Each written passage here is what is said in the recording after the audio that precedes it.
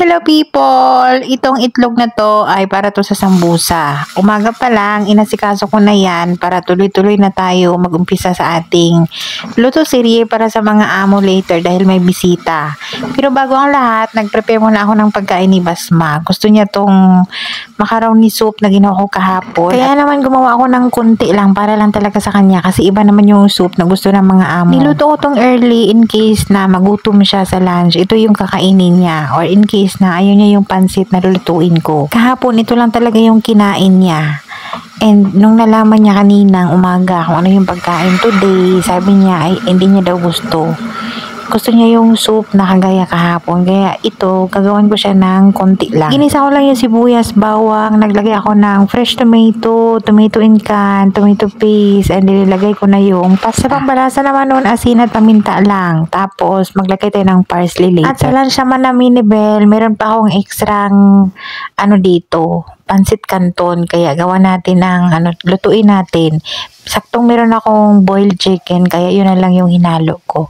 So, nagisa lang tayo ng sibuyas, bawang. Yung sibuyas dyan, dinamihan ko na ng hiwa kasi nga, para tuloy-tuloy na lang, gisa-gisa na lang. 1, 2, 3, smile. Sakto yung mga gulay dito, pasira na yung iba, lalo na yung zucchini. Sobrang dali lang masira. Ito naman yung ating chicken dyan, kaya madali na lang, gisa-gisa na lang ng konti. Nilagay ko na yung mga gulay, carrot, zucchini, naglagay ako ng bell pepper.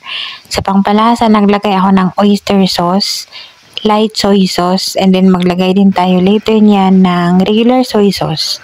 Kung wala kayong light soy sauce, pwede naman. Pero meron kasi, masarap yung lasa, and then maraming paminta, kasi masarap yung maraming paminta dyan. Kung dati kumakain si Basma ng kahit anong luto ko, ngayon talaga, sobrang hirap niya ng pakainin. Ngayon, kakain lang talaga siya unless request niya. Kaya ito naman, habang nagluluto ko, iniisip ko siya kung sana ay kakain siya. Pero hindi talaga, ayaw niya daw. Dinamihan ko na yung sabaw dyan para yung noodles natin o yung pansit natin masabaw-sabaw. Pagka masabaw-sabaw yung pansit, masarap yan pagka ihain agad or kakain tayo agad, ganon. So kanina, after akong naglinis ng linisin ko, ay natupag ko na yung lunch namin ni Bel, lunch sa mga bata, at kung ano bang dapat pakuluan dyan para after namin mag-lunch, tuloy-tuloy na yung gawa ko para sa pagkain ng mga amo. Anyway, may bisita kami and yung mga kaibigan ni ate, yung kaibigan ng amo kong babae. Pero dalawa lang naman yung dumating. Pero kagabi, nagsabi naman si amo sa akin kagabi kung ano yung gagawin at kung ano yung lulutuin. Kung ano yung, kumbaga, kung ano yung menu today. Kaya naman inuna ko to para mauna din tong ma-upload. Ikakat natin yung video. Gustuhin ko mang, kumbaga, i-compress. Pero hindi talaga magkasya ng 10 minutes. Sana'y may 13, 15, or kahit 20 minutes, no, mas maganda sana. Para medyo mahaba yung ating vlog. So, ayan, okay na yung ating lunch, pangtawid gutom. Okay na yan. Busog na kami niyan ni Bel. Siyempre, nagbigay din tayo sa ating taga-Maniho. Puro naman mga babae yung pagsilbihan ko mamaya, kaya hindi masyadong mangarag. Kumbaga, wala naman yung amo kong lalaki dito. Pagka ganitong may bisita yung amo kong babae, usually hindi siya dito kumakain. Or kung kakain man siya dito, yung setting talaga dapat ay dalawa. Sa kema or sa labas ng bahay, meron kaming room kung saan tatanggapin yung mga bisita.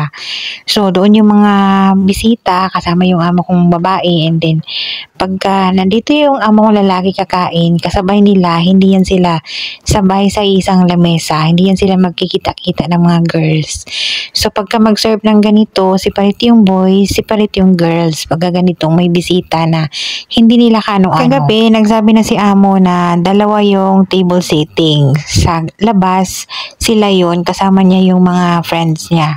Tapos, sa loob naman, sa dining naman dito sa loob ng bahay, yung mga boys, yung amo kong lalaki, yung dalawang boys namin dito na alaga. Kaso, nagbago yung isip. Yung pangalawa kong alaga, iwan ko kung saan siya kumain, and yung amo kong lalaki ay umalis. Siguro doon siya kumain sa tatay bahay, sa tatay niya. So itong rice na to, basmati yan, binabad ko muna yan habang kakain kami ni Bel ng lunch. Para yan sa pagkain nila. Ito naman, isang potato lang yan, hinati ko ng dalawa, pinakuluan, and ilagay natin sa baking pan at ilagay natin yan sa oven. At yung sauce niyan, olive oil, black pepper, paprika, asin, paminta, black pepper pa, tapos paminta. And then garlic powder, naglagay ako ng basil and oregano. Yun lang yung ating sauce dyan. Prepare ko yan para yan kay Basma. At least meron siyang mga choices na pagkain, kahit pakunti-kunti lang. Naglagay ako ng mozzarella cheese dahil wala tayong parmesan cheese dyan. After nyan, kumain na kami ni Belle. At after naman namin kumain ng lunch, inumpisahan ko na yung luto serye para sa pagkain ng mga amo. At hanggang dito lang muna until next upload dahil mag-i-edit pa tayo sa ating luto serye.